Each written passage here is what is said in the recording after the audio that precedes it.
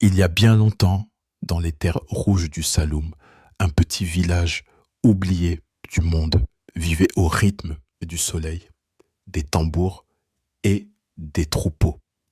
Ce village s'appelait Kumbal, un lieu sans route goudronnée et sans électricité, sans hôpital, mais rempli d'humanité.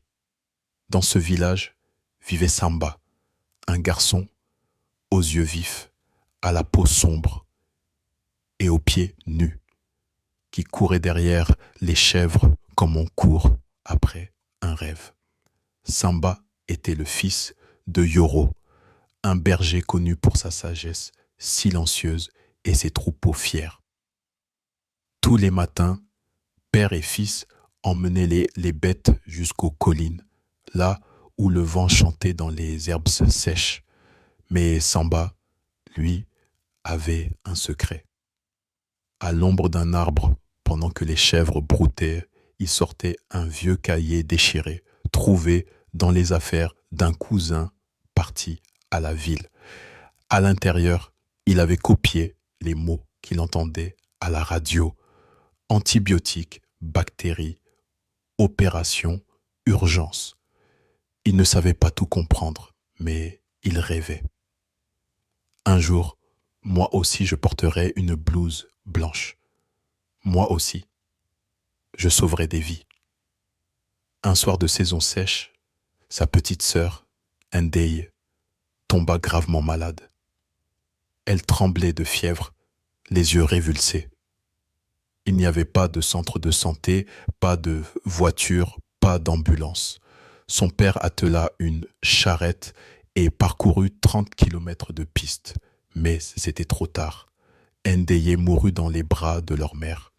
Ce jour-là, Samba ne pleura pas. Il regarda le ciel et serra les poings. Si j'avais été médecin, elle serait encore là. Ce jour-là, il fit un serment. Il quitterait Kumbal, marcherait jusqu'à Dakar et entrerait à l'université. Même à pied, même sans argent. À l'aube, il prépara un petit sac.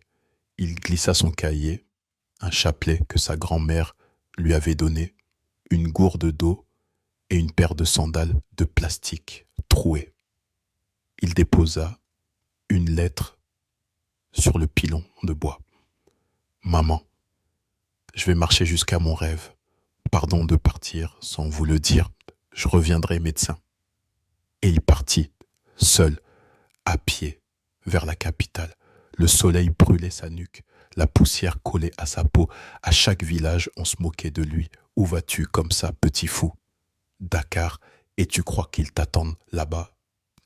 Il souriait, il marchait, il aidait les vendeuses de marché, transportait des bidons pour quelques pièces, échangeait son pain contre un repas chaud.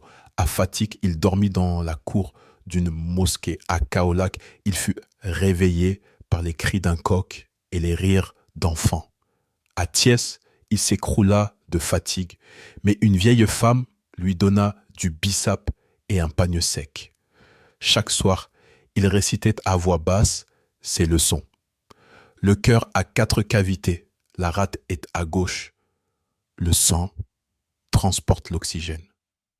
Un mois plus tard, les pieds en sang, les sandales déchirées, Samba arriva devant l'université Cheikh Anta Diop.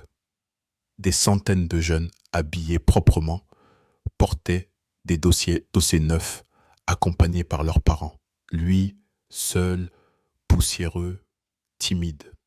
Un surveillant le regarda de haut en bas. Tu veux passer le concours? Avec quoi? Avec ton bâton? Samba tendit sa feuille. Je suis venu de Kumbal à pied. Je veux juste une chance. On le laissa entrer. Il s'assit. Ses doigts tremblaient. Il n'avait pas dormi. Mais il prit son stylo. Et il écrivit. Chaque mot venait du cœur. Chaque phrase était un cri, un pas sur la piste, un souvenir de sa sœur. Quand il sortit, il pleura. Pas de fatigue, de fierté. 2 semaines plus tard, les résultats tombèrent. Samba retourna dans un cybercafé. Il entra son nom. Et là, tout en bas de la liste, en petites lettres, Admis. Samba Diouf, village de Koumbal. Il resta silencieux. Puis, il se mit à genoux. Le monde venait de changer. 7 ans plus tard, sous le vieux manguier de Koumbal, une camionnette blanche s'arrêta. Les enfants coururent. Les anciens sortirent de leur case. Une silhouette descendit en blouse blanche, stéthoscope au cou. C'est lui, c'est Samba. Il avait grandi. Mais son sourire, lui, n'avait pas changé. Il prit sa mère dans ses bras.